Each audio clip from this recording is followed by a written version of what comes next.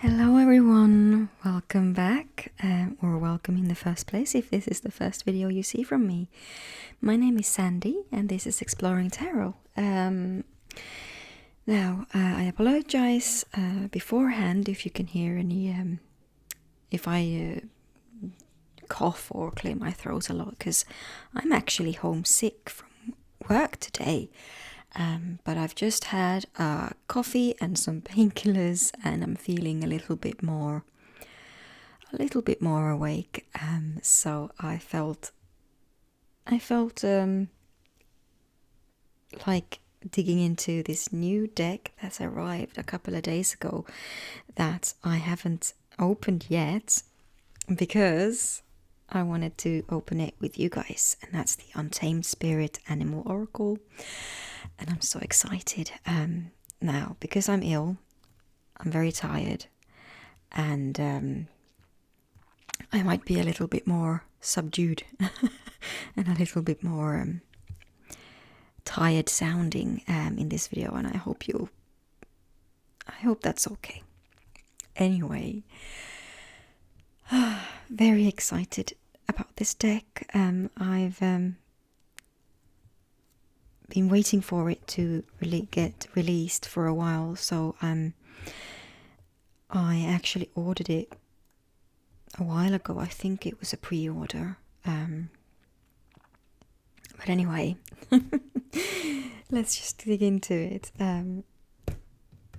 There's a nice little thumb hole in there, so it's easy to poke hole in the plastic. So this deck is published by a place called Red Wheel, which I haven't actually heard of before. And it seems to be a pull-out drawer here in the bottom, which might be a little bit annoying because I store my decks standing up like this in the shelf. So I'll have to try and remember that this comes out in the bottom, unless I want to store it upside down, but that's going to look silly in the shelf. But anyway, so this is a 50 card oracle with a guidebook by it's illustrated by Rocco Lombardi and edited by Francesca Matteoni. So they sound Italian.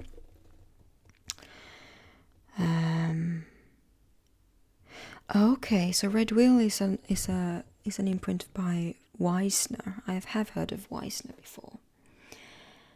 Now, shall I read this back for you? You can skip ahead if you're not interested in this. Discover the sacred wisdom of animals. From our earliest beginnings, animals have been a significant part of our lives. They help us, inspire us, sometimes scare us, but also protect us. In this dynamic oracle set, you will find 50 animals that are considered sacred in various cultures around the globe. Through symbolism and folklore, the cards represent an ancestral wisdom of animals and show how each can guide and awaken our own untamed spirit. Each animal is created with the scratchboard technique. The artist begins with a black surface, and as he scratches through, each animal emerges and comes to life. This oracle presents keywords for each animal along with their elemental nature, so that we may engage with the animals and embrace their nature as we search for understanding and connection with our own wild wisdom. Oh, that sounds amazing. Let's see if it lives up to it. Alright, so the guidebook looks really gorgeous. I like the design overall in this. And oh, look at those backs. We're going to look at the guidebook afterwards because here we like to dig into the cards straight away.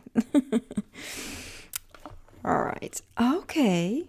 Oh, that's interesting. That's actually quite cool. That means I don't have to store it in this box. I can keep it in the tuck box and store it in the shelf like that. That's actually quite good. I like that. That is quite a sturdy tuck box as well. I like it.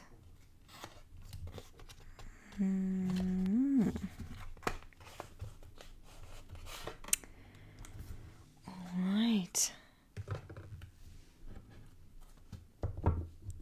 The backs are like peacock feathers. And the cardstock is semi-glossy, looks like. Now, they don't seem to be in any particular order, so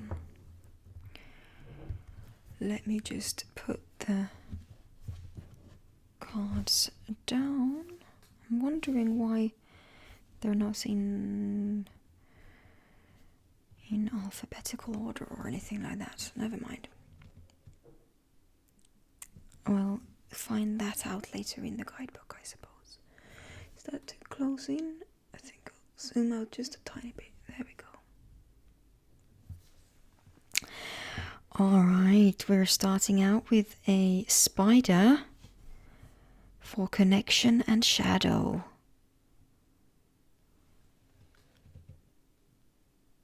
Now this is a completely black and white deck. The cards are kind of glossy. It's not the glossiest gloss I've ever seen, but it's definitely not matte either. I don't like spiders very much, but I don't mind them too badly either, unless they're terribly big, and this one looks quite big.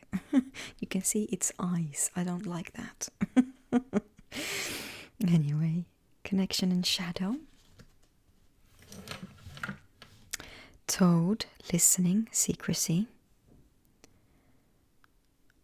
I like these. I like these a lot. Alright, we have a hedgehog, and this deck is now complete for me. Goodbye, thank you. Oh, I love this card. This is so pretty. I love the scratchboard technique as well, because it gives the black and white picture such a special kind of light. Inner world and curiosity for the hedgehog. Love that. Viper. Ooh. Me and snakes. I don't agree with snakes. I should get along with snakes, at least as a metaphor, as a symbol. But there is something instinctual, primitive feeling about fearing snakes, I think. And you see here, one of the keywords is fear. Fear and healing. Squirrel, play and resources. Love this squirrel so much. We have so many little squirrels in our back garden, and I keep seeing them. I just lie and watch them when I go out in my garden. And yeah, this one looks exactly like them. Cute. Rabbit, approval and sensitivity. Oh gosh, you guys.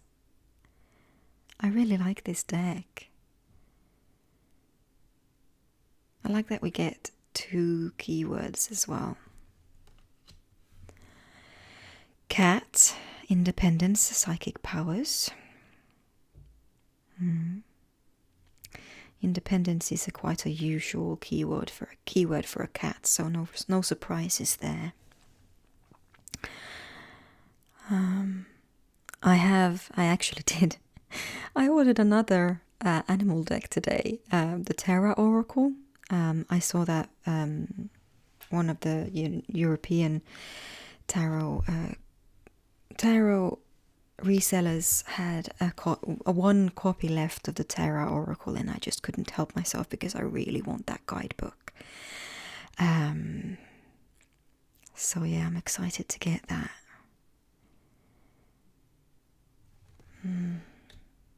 Fox, adaptability and reactivity. I like that. I like that we're not getting mischief or cleverness for the fox. I like that the fox gets a bit more gets a bit more credit than that. Love that. Oh, badger, another animal of my heart. Badger, determination and mental energy. Love seeing badgers in animal decks.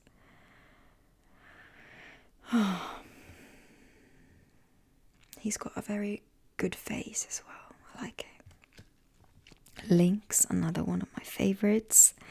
Invisibility and revelation. That's such a fitting keyword for the lynx, because it's very, very rare to see a lynx out in the wild. They know how to stay hidden and to not be seen. They are very, very quiet animals. Yeah. The dog, very typical keywords there with friendship and loyalty, but look at his face. Oh, I love this so much. Coyote, intelligence and unpredictability, with the starry night there. Gorgeous.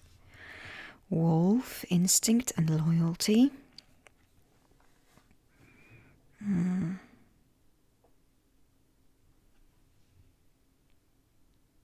Amazing. Boar, combativeness and honor.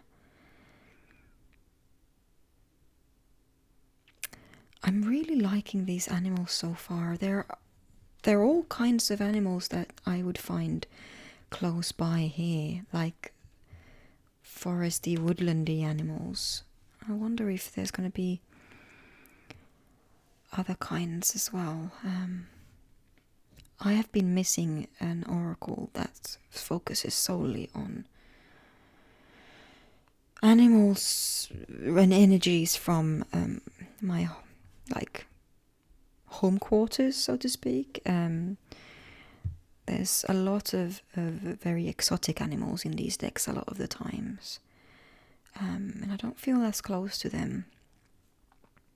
And by exotic animals, I mean obviously exotic animals for me, animals that I've never seen in the wild, or that I know are not part of my ecosystem where I live. Like jungle animals, African animals, things like that. The deer, grace and kindness. This artwork is amazing. I love this. Horse, journey and ambition. Bull, male power and fertility. Quite on the nose. For the bull. Yes, we have a bear. Protection and faith. Love me a bear card. Love me a bear card. Seahorse. Okay, so we get into the... Maybe these are suits, because I feel like all of these cards we've seen so far are very foresty, woodlandy animals. Are we now getting to sea animals? I feel like we are. We've got seahorse for fatherly power and constancy.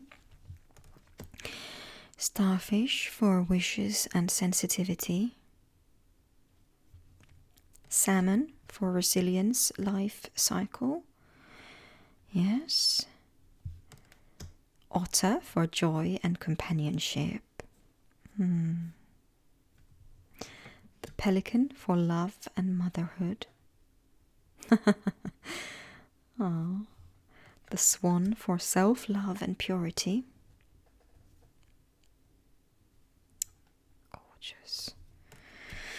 The sea turtle for longevity and introspection. Oh no, the seal for spirit and perception. We have quite a lot of seals where I grew up.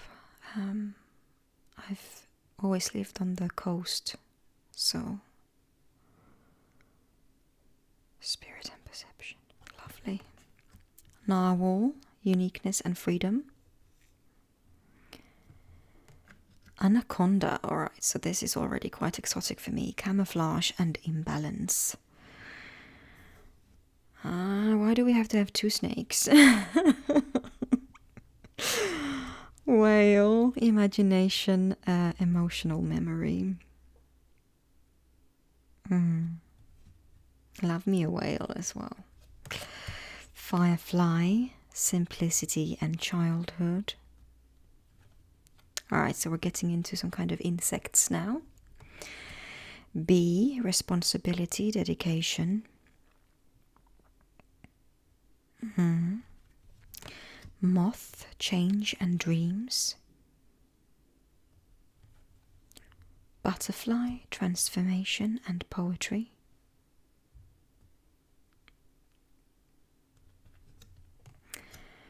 Wren, I love me a wren in my cards as well. Courage and humility. Swallow, hope and harmony. Bat, initiation and transition.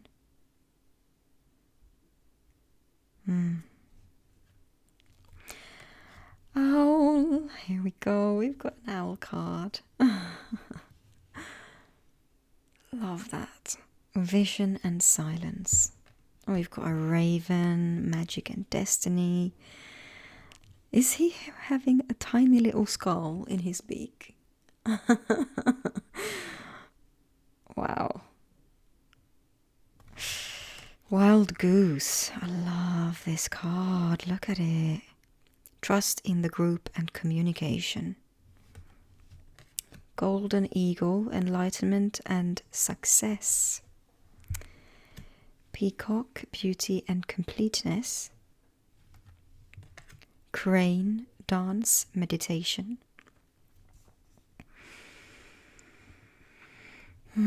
Grey heron, introspection and patience. Koala, alright, we're getting to Australian animals now, it seems. Yes, we are. Koala, family, stability. Kangaroo, process and care. Jaguar, charisma and shamanic gifts. Lion, cheerfulness and pride.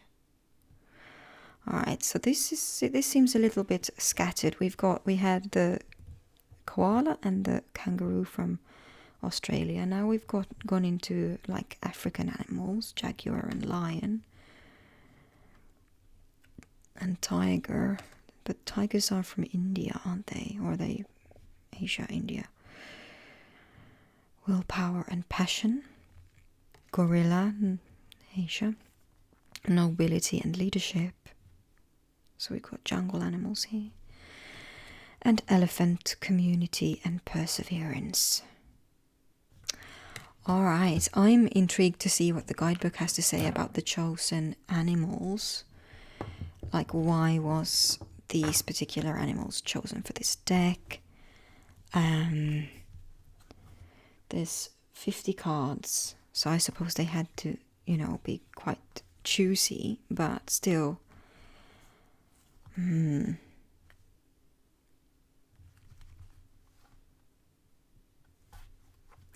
These animals are quite, you can recognize them quite well. There's not any really difficult ones to recognize it. Maybe some of the birds, but the crane is very easy to recognize.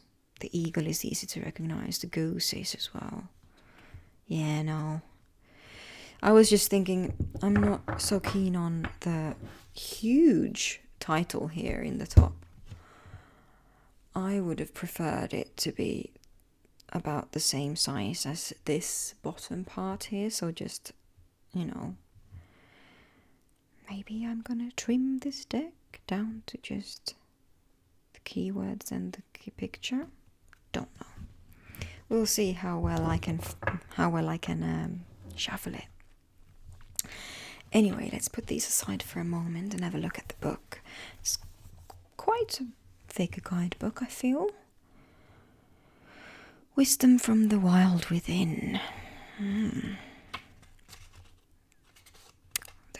contents. We've got introduction and how to use the oracles, and then the sacred animals. Yes, okay, so they are divided into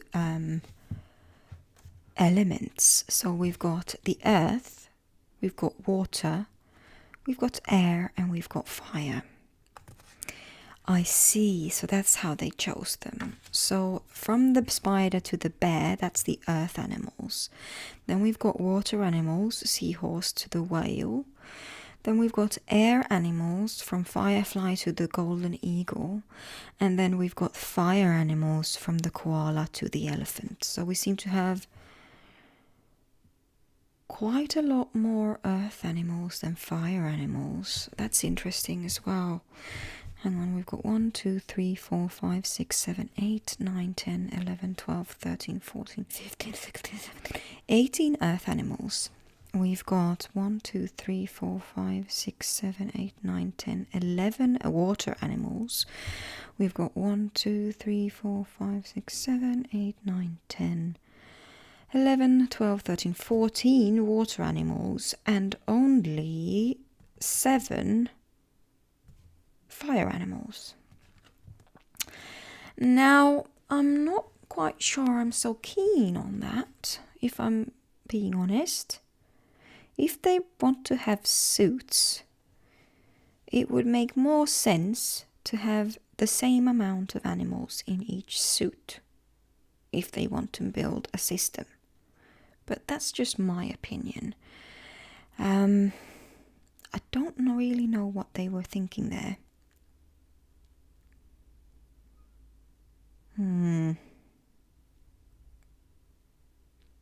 I mean, I would have gone with the same amount of animals in each suit.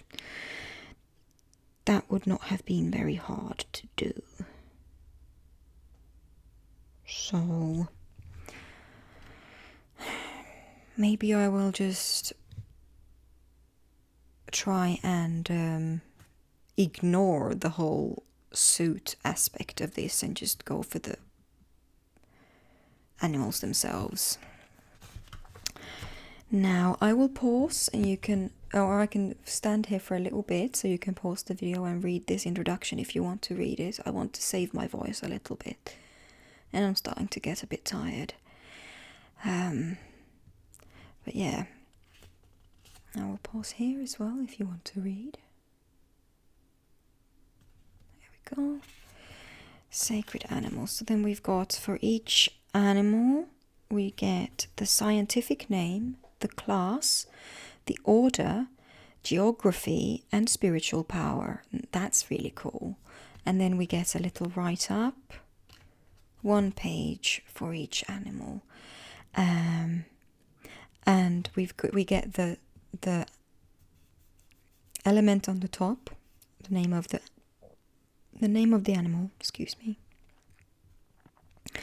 And then you get a little passage here in the beginning written out of the perspective of the animal, like as if the animal has written this little passage for you.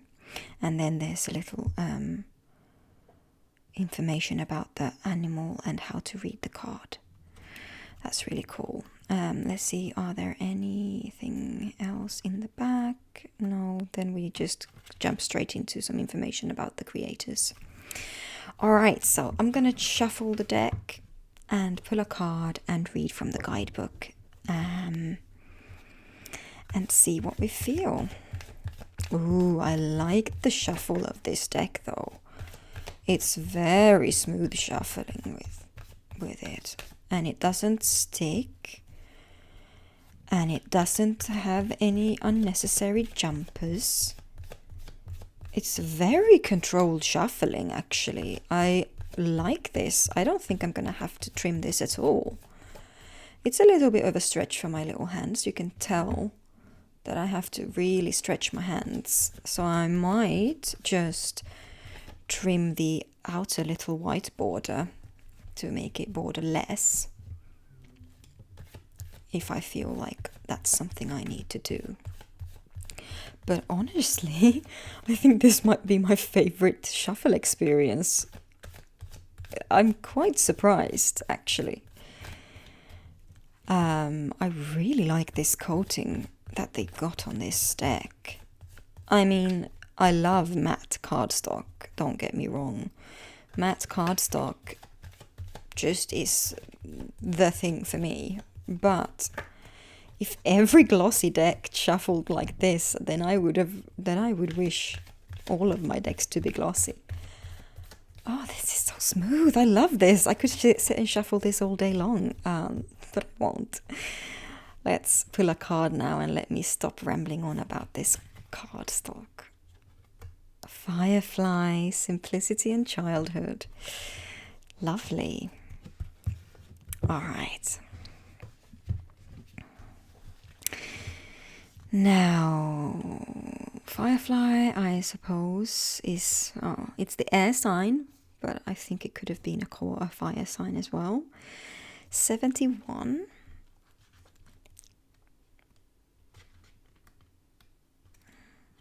There we are. Firefly, scientific name Lampyris noctiluca. Class Insecta, order Coleoptera. Sorry for my horrible pronunciation. Geography, all continents except the North and South poles. I've never seen fireflies in Finland. I don't think we have them here.